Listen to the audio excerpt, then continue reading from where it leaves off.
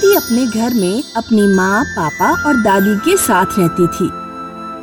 प्रीति के पापा और दादी को हमेशा एक बेटे की इच्छा थी, पर प्रीति का कोई भाई नहीं हो पाया। देखो तो जरा कैसे मुंह चला रही है। ए रमेश, जरा समझा अपनी बेटी को, मुंह तोड़ दूंगी इसका मैं। प्रीति, अभी दादी को सॉरी बोलो। जी पापा, मैं सॉरी बोल दूंगी, पर मैंने कुछ नहीं किया। मैंने बस बोला कि अभी बिजली नहीं है, गीजर बाद में ऑन करती हूँ। बहाने बनाना बंद करो और अभी सॉरी बोलो। सॉरी दादी, मुझे माफ कर दीजिए, मुझसे गलती हो गई। प्रीति अपनी दादी और पापा के प्यार को तरस गई थी। वो दोनों जो कहते ये चुपचाप मान लेती और उनके खिलाफ कभी नहीं जाती, इस आस में कि शायद उसे थोड़ा प्यार मिल जाए। बेटी, तूने आज अपनी कॉलेज के एग्जाम के लिए बिल्कुल पढ़ाई नहीं की। एग्जाम का डर नहीं है क्या तुझे? माँ, पढ़ना तो था मुझे, पर दादी ने वो अपने कपड़े धोने के लिए दे दिए और आपको तो पता है मैं उनको मना नहीं कर पाती। फिर पापा और दादी के पैर दबाने थे तो उसी में पूरा दिन बीत गया। बेटी, कब तक उन दोनों के प्यार के लिए अपनी जिंदगी बर्बाद करती रहोगी? उस माँ बेटे को खुश करना नामुमकिन है। मैं तो इस जंजाल से नहीं निकल सकती, पर तुझे जल्द से जल्द शादी करके किसी खुशहाल परिवार में भेज दूंगी। कोई बात नहीं माँ, मैं अपनी जिंदगी में थोड़ा सा बलिदान देके अगर दादी और पापा को खुश कर पाई तो मुझे वो मंजूर है। प्रीति अक्सर अपनी मनपसंद चीजें दादी और पापा के सामने नहीं करती थी। उसे गाना, नाचना और सजना संवरना बहुत पसंद था, पर उसके दादी और पापा को नहीं। तो वो हमेशा ये सब चुपके से करती थी। पर एक दिन एक कंगन वाला गांव से गुजर रहा था। कंगन ले लो, झुमके ले लो, सुंदर सुंदर बिंदी ले लो। प्रीति, इधर आ, खबरदार उस कंगन वाले के पास गई, टांगे तोड़ दूंगी। यहाँ आके मेरे पैर दबा, चल। जी दादी जी। प्रीति वैसे तो दादी के पैर दबा रही थी, पर उसका पूरा ध्यान कंगन वाले के ऊपर था। प्रीति की माँ ने ये देख लिया और अपनी बेटी के लिए चुपचाप 2 जोड़े कंगन ले आई। प्रीति, जरा किचन में आना, कुछ काम है। जी माँ, आई। दादी, 2 मिनट में मैं माँ की मदद करके आती हूँ। मेरी बच्ची, मुझे पता था तुझे कंगन खरीदने हैं। माँ, आप कितनी अच्छी है। वाह, कितने सुंदर कंगन है। मैं अभी इन्हें पहन के देखती हूँ। प्रीति कंगन पहन के बहुत खुश हो जाती है। वो कंगन की खनखन पे झूमने लगती है, लेकिन तभी उसकी दादी वहाँ आ जाती है। प्रीति, बोला था ना तुझे कंगन नहीं पहनना है। तेरी इस माँ ने तुझे बिगाड़ रखा है। दादी, वो अभी बस थोड़ी देर के लिए पहने हैं। आप गुस्सा मत कीजिए इतना, प्लीज दादी, मैं अभी निकाल देती हूँ। दादी गुस्से में प्रीति के हाथ से कंगन निकालने की कोशिश करती है। उन्होंने उसका हाथ बहुत जोर से पकड़ा और कुछ कंगन प्रीति के हाथ में ही टूट गए। उसके कलाई और हाथ में कंगन के शीशे चुभ रहे थे और वो दर्द से चिल्लाने लगी।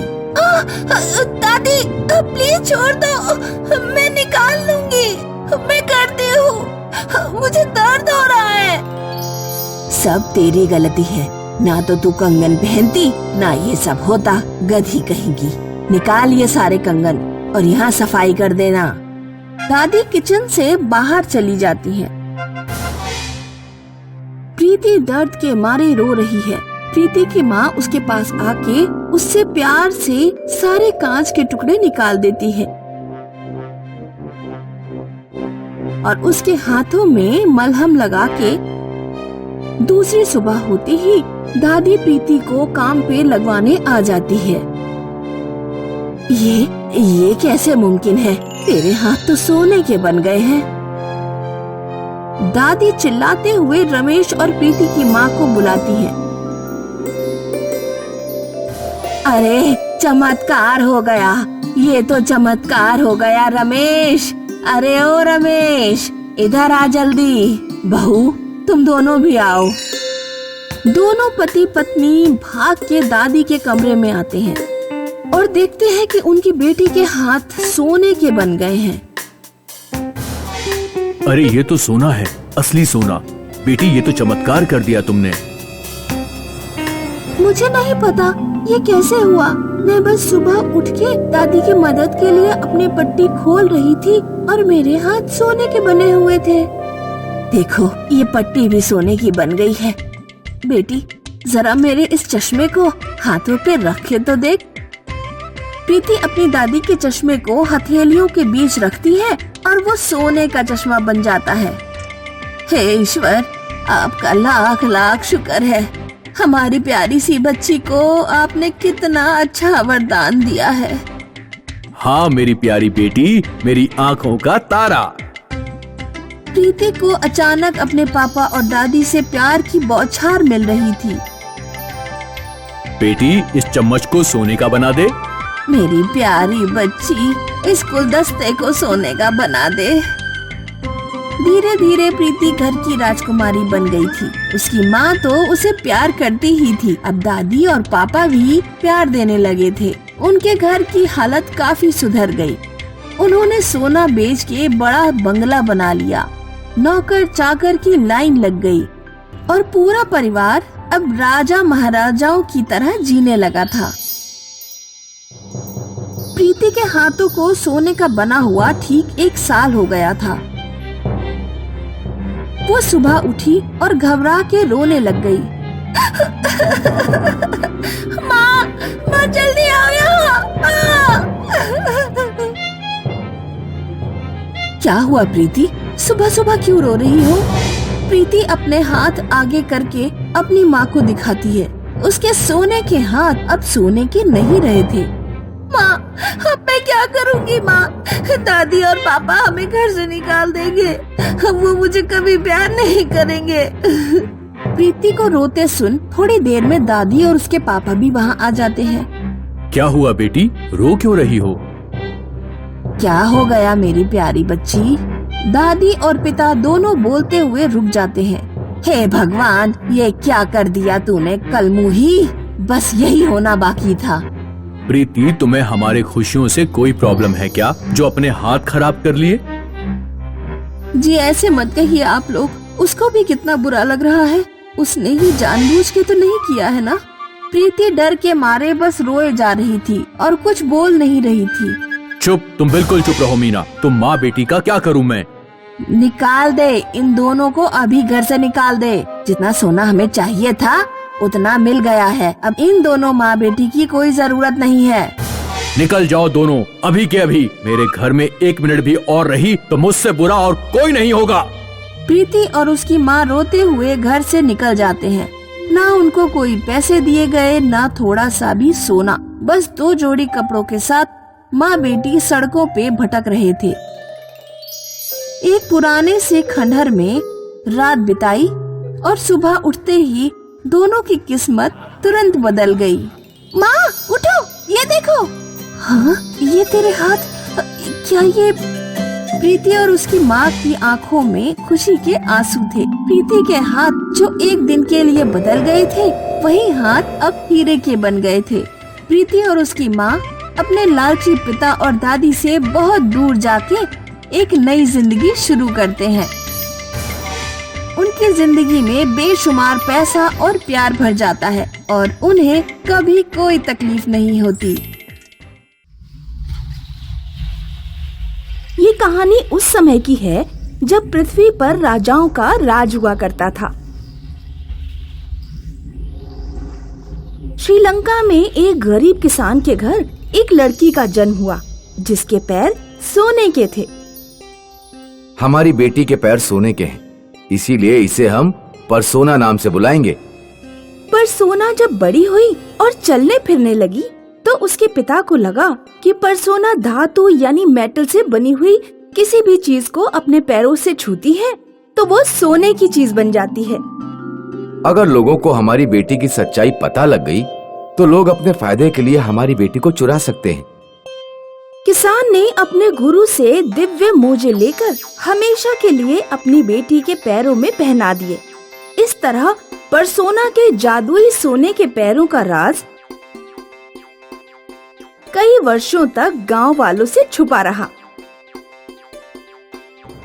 बड़ी होने के बाद परसोना खेतों में अपने पिताजी का हाथ बटाने लगी। परसोना, तुम अपने पैरों में हमेशा मोजे क्यों पहनी रहती हो? अभी तो इतनी गर्मी हो रही है, इन मोजों को उतार क्यों नहीं देती? वो मेरे पैरों में गंदी मिट्टी और गंदे पानी से फोड़े पुंसी हो जाते हैं, इसीलिए वैद्य जी ने कहा है कि मैं मोजे पहन कर रखा करूं। कोई भी राज हमेशा राज नहीं रहता। एक ऐसी परिस्थिति आई जब परसोना के पिता को परसोना के पैरों का राज खोलना पड़ा। राज्य पर चीनी आक्रमण हो गया और चीन का सम्राट सब कुछ लूट कर ले गया। श्रीलंका का राजा गांव-गांव जाकर गरीब हो चुकी जनता की हर तरह से मदद कर रहा था। मेरे राज्य के प्यारे लोगों, इस मुश्किल घड़ी में मैं आपके साथ हूँ। मैं किसी को भूखा नहीं मरने दूंगा। आप लोग भी हो सके तो एक दूसरे की मदद करें। किसान से राजा और जनता का दुख देखा नहीं गया। उसने राजा को अपनी बेटी के जादुई पैरों के बारे में बता दिया।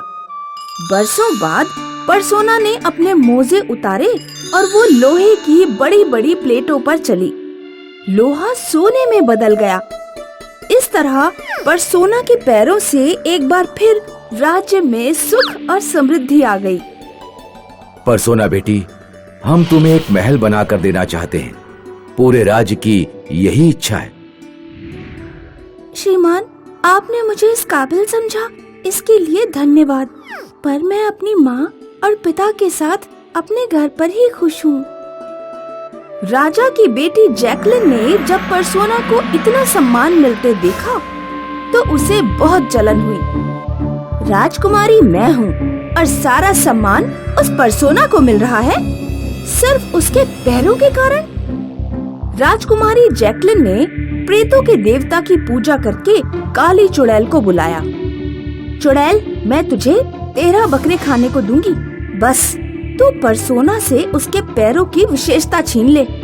13 बकरे, आपका काम हो जाएगा राजकुमारी।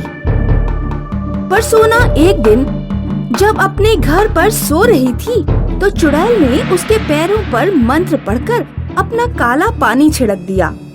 अगले दिन जब परसोना सोकर उठी तो उसके पैर कोयले के बन चुके थे। पिताजी, मेरे पैरों को क्या हो गया?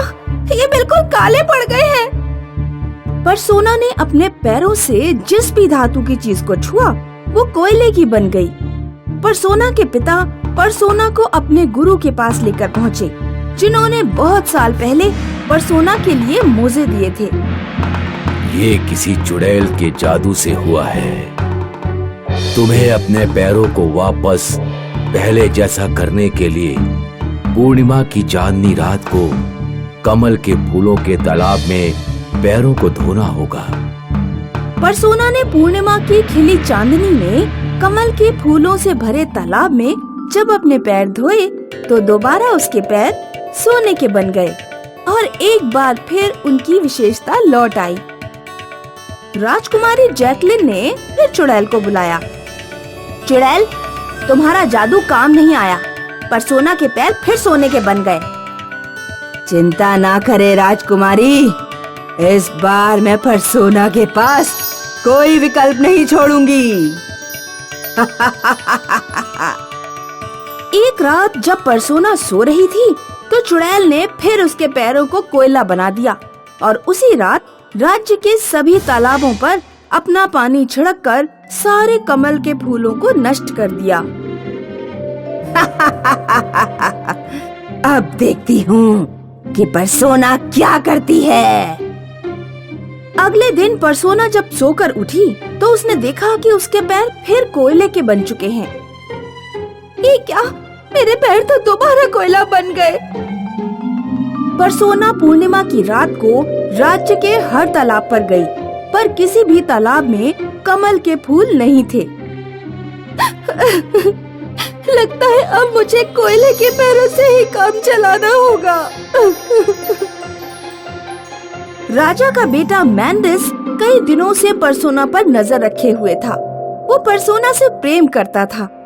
अगले दिन सुबह को मैंडिस एक कमल का फूल लेकर परसोना के पास पहुंच गया। परसोना, मैं कई दिनों से तुम्हें बताना चाहता हूँ कि मैं तुमसे प्यार करता हूँ। ये कमल का फूल तुम्हें कहाँ मिला? ये तो मैंने 3 दिन पहले एक तालाब से तोड़ा था। इसे मैंने बाल्टी के पानी में रखा हुआ था, इसीलिए ये अभी तक ताजा है। इसे ले लो, वरना ये मुरझा जाएगा। परसोना ने उस फूल को अगली पूर्णिमा की रात तक पानी में रखकर मुरझाने नहीं दिया। पूर्णिमा आने पर चांदनी रात में परसोना उसी बाल्टी में पैर डालकर खड़ी हो गई जिसमें कमल का फूल था। उसके पैर फिर सोने के बन गए और उनकी विशेषता वापस लौट आई। एक बार फिर परसोना की किस्मत साथ दे गई, पर मैं भी हार नहीं मानने वाली। चुड़ैल तीसरी बार परसोना के पैरों पर अपना जादू करने पहुंची, लेकिन इस बार गुरुजी वहां मौजूद थे। उन्होंने अपने लोटे से जल निकालकर चुड़ैल पर छिड़क दिया और चुड़ैल हमेशा के लिए भस्म हो गई।